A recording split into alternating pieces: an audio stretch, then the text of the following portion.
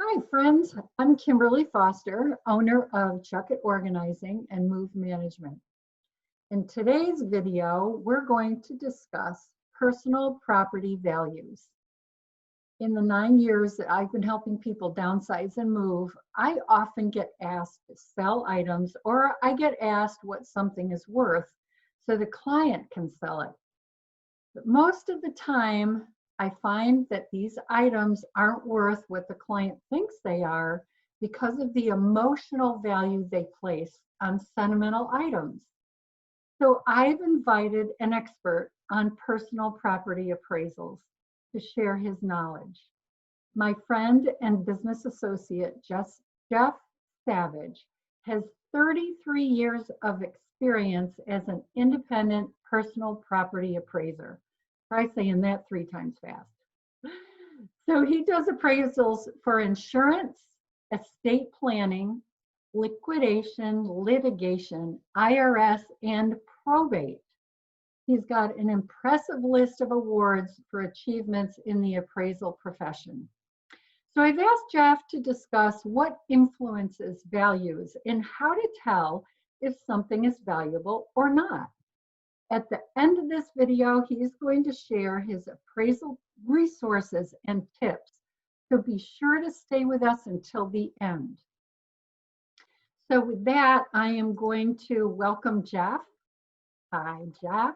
Hi, Kimberlee. Nice to join you. Thank you so much for being here today. So to kick this off, I would love for you to tell us what influences what something is worth.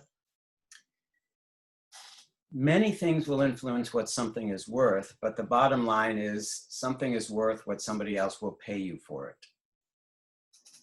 So what I tell my clients, and they don't get it until they find out. Yes. So the first thing to remember is it doesn't matter what you paid for it or how meaningful it is to you, sentimental value. If we could sell things for their sentimental value, we would all be millionaires. That picture of Aunt Millie on the mantle that is irreplaceable, I mean, that's worth $1 million, right? Perhaps to us, but not to the person who comes to your garage sale or estate sale, or if you put it in an auction. They just see it as a nice picture. So sentimental value should not be considered in terms of what something is worth or what you can expect to realize if you go to sell it. Also, what you paid for it. What you paid for it might be relevant if you wanted to insure it. If you buy a sofa at Macy's for $2,000, that's what you want to collect in insurance if it burns up. But 6 months later, if you decide to sell that sofa, everyone knows you're not going to get what you paid for it. So market value is what we're looking at. And there are many factors that will influence market value. How popular that genre is. For instance, in the 1970s, when I first got started in appraising, golden oak was wildly popular. You could pay $1,500 for an oak clawfoot table easily, if not more. Same with roll top desk. You could pay $2,200 for a roll top desk. Today, you're lucky if you get $300 for a roll top desk or even $200 for a clawfoot table. I've seen them go for less in thrift stores. I just bought a clawfoot oak round table for $35. There you go. You proved my point. There's a good example. So fashion, at one time, Southwest furniture was very, very popular, and those colors. So fashion, color, what the new generation values. For instance, mid-century modern, things from the 60s and 70s is wildly popular now. All the streamlined Scandinavian type furniture. And just 20 years ago, nobody wanted it. So fashion plays a big role in determining value as well. Wow, that's a really good point. And it also reminds me of when you mention younger people, they're also not buying as much as our generation or the previous generation And did. there's a good reason for that, because first of all, many of the younger generation can't afford permanent housing. It's hard to buy a house. It's so expensive.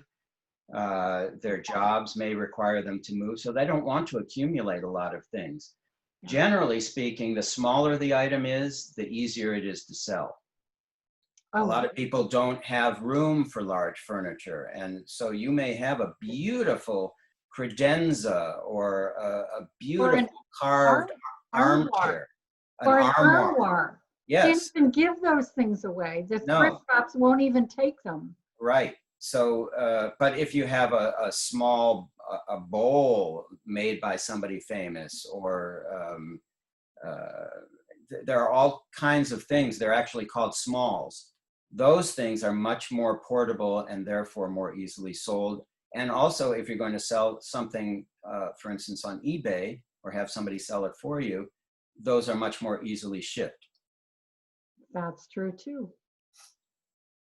So what might influence of value on something? Like if somebody has something they think, oh, it's really, like, let's say a painting or a bowl, like you mentioned, how can they tell?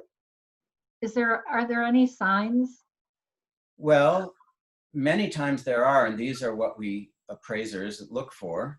If you ever watch the Antiques Roadshow, they'll turn it over and see if there's a signature there. And the signature is one of the most important things. If you can identify who made something, then you can determine when it was made, and you can place it in the range of values for similar items, comparing what an unsigned piece goes for compared to a signed piece. If you have a piece of glass, it may be very beautiful. If it's signed Tiffany, it's going to be worth perhaps 20 times or more what it would be worth if you turn it over and there's no signature. You may suspect it was made by Tiffany, but people want to see proof that it was made by Tiffany. They aren't going to take your word for it. Right. Good point.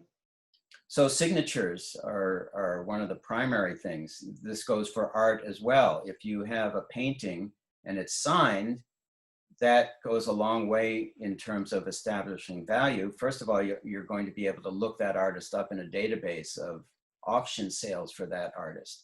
If you don't know who made it, again, it may be a beautiful painting, but in the marketplace, people buy names. They don't necessarily just buy beauty, because names, you can determine what something is worth by looking up comparables for what that person has, what that item has sold for, if you can identify it. So identifying something as to what it is really the main first step in determining what the value is. What it is, who made it, when it was made, what condition it's in. You can have, for instance, coins. It's well known in coins. You can have a rare penny that, if it's in mint, uncirculated condition, could be $6,000. That same penny, if it's very worn, could be $3. Same date, same penny, poor condition versus excellent condition. So condition is another thing. You know, if something is scratched, if it's been repaired, most of the time, this detracts from the value significantly. Not always. You know, if you have a Picasso that happens to have a little rip in it, people aren't going to bother about that too much. So really what I'm hearing is that your profession is pretty important because there are a lot of different variables. Many, many variables. Okay. I'm still learning. You know, if I go into somebody's home, perhaps 90% of what I'll see, I've seen similar things before. I'm pretty sure I know what they are. Yeah. But with personal property, there are so many unique items. And for those who stick around, I have a couple of those that I'm going to show at the end. Oh, cool. One I'm very excited about. I went to a garage sale just last night here in Sebastopol. I paid $5 for something that could be worth $1,000. a very unusual item. But Okay, hold that thought while we finish this topic, because I'm excited to hear about that. So what kinds of things would diminish the value? well, if it's in poor condition, generally speaking, Right. things that can diminish value is the place it has in fashion today. For instance, if you have an upholstered piece of furniture, you could have a beautiful carved upholstered piece of furniture.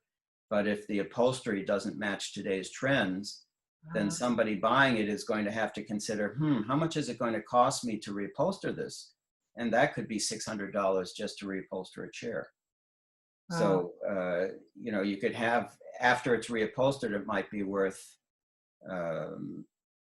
$800 because it's still the same chair, just with upholstery that is now fashionable. So, Right.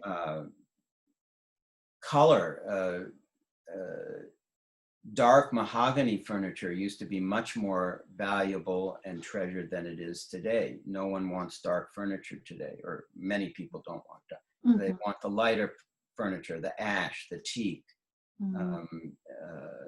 things that give it a more, quote, modern look. Interesting. So fashion really is one of the big determinants, and the things that detract from value are, again, condition. If something is cracked, you could have a bowl. If it's cracked, no one's going to want it. And what about like dish sets? If there are certain pieces that are missing, that would probably devalue the whole Not necessarily, thing, right? but again, with dish sets, people are not buying china these days. Right. Same with cut glass. Cut glass in the 70s, you could pay $800 for a beautiful cut glass bowl that you literally cannot give away these days. No one wants it. Maybe that'll come back because I'm getting a cut glass bowl from my mom's house. Well, these things are cyclical, so Yeah, that's right. They are. They're fickle and cyclical. How's that for wordplay? I mean, don't forget when the Impressionists first started exhibiting their art, people thought they were garbage. Most people, most critics. And now, a Van Gogh or a Monet is worth millions. At that time, Van Gogh couldn't sell more than a handful of paintings to his brother. Yeah, amazing. And he had to cut his ear off because he was so upset by it. What's that? He had to cut his ear off because Oh, I get it. Okay. So what I've learned from you, Jeff, is that we can also undervalue items. And I know you have some great stories that you've already hinted at that exemplify this. So go ahead, go run with that new story you have. Okay, well, first, let me tell you a story that happened to me when I was a much younger appraiser. I'm also a gemologist, and I was appraising a substantial collection of jewelry at a home in Pacific Heights. And they had it all laid out on the bed, beautiful items. They had a 22-carat diamond, among other things, that was worth $60,000 or $70,000 at the time. But they had a strand of what looked to be beautiful coral beads, huge pink coral beads. And under a microscope, I saw that there were air bubbles indicating that they were glass. So here is an instance where the person said, "Aren't these coral beads beautiful?" And I had to regretfully tell them that I'm sorry, they're glass. And then she brings out a brooch with all these, it was about as big as a mayonnaise jar lid, no kidding, encrusted with these shiny stones. And she said, "What about this old brooch with all these rhinestones? Is that worth anything?" And I looked at it, and it was a diamond encrusted brooch made of old rose-cut diamonds, which are very, very old. That it was probably created in the 1800s, 1700s. That was worth tens of thousands of dollars. And she just thought, she said, "I found it in the back of an old drawer, and are these rhinestones worth anything?" I was really happy to inform them that they were not rhinestones, but very rare diamonds. So That reminds me of a story that I have where my mother had a brooch with 6 or 8 green stones in it, and she was clearing out. This is years ago, and she took it to a consignment shop in my hometown. And the owner was astute enough to say, you know, I think you ought to have this appraised because these might be real gems. And my mother was like, whoa, what do I know, you know, kind of thing. So she was like, okay, and took it down. And it turns out they were emeralds. Yeah. They were emeralds, and she was so shocked. She had them made into a ring, and she gave them to me. So gave the ring to me. So I'm not big on green, but anyway, that's an example of, you know, people who just take things to thrift shops or yard sales. That was one of the remarkable stories I heard you say when you were at a yard sale in Baltimore or something, and you picked up something for $3 and it turned out to be 10 cents. 10 cents for a book. 10 cents for a paperback book full of photographs, and it turned out to be worth $200. Okay, so tell us your latest story. You said you have a brand new one. Talking about thrift stores, I can tell you one. For those local people, maybe they've heard of Crossing the Jordan. Yeah, which just closed. Have a number of stores. My partner found this print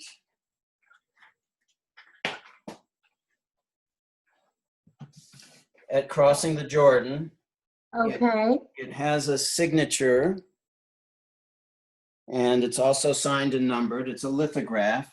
Yeah. She saw it first, and she called me up and she said, there's something at Crossing the Jordan that I think might be worth something. And I said, well, who's the artist? And she told me. I looked it up. We ran down there and got it.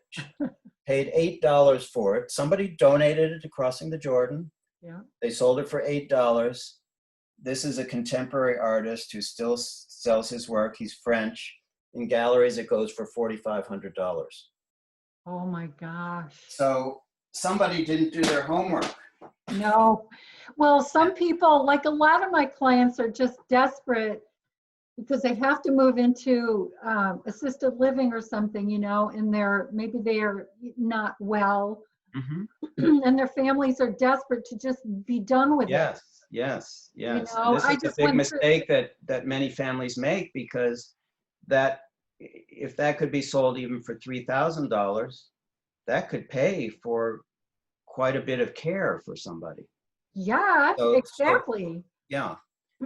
Very good. Another item is this book, Tannhauser, which is based on a poem, and Richard Wagner, the composer, wrote an opera. It was published in 1921. It's beautifully illustrated. I paid $2 at the Goodwill, and I have it listed for $196 on Cherish, which is an online selling venue. It's a rare book. Wow. Again, somebody didn't do their research. Well, but you've got that eye and the knowledge, so. And I'm always glad to help people with, if somebody calls me, I'll let them pick my brain as much as they want. Or send you pictures too, right? Send me pictures, just so I can see if it might be worth paying for an appraisal. A lot of times people can do their own research, right, and save the appraisal fee. There are many, many online resources. Which brings me to my last question, which is... Okay, but before we get to that, I just want to show you one more thing. Okay. Which you will never, ever see, most likely. Uh-oh, I don't know if I want to know what that is. This is the largest tree nut in the world.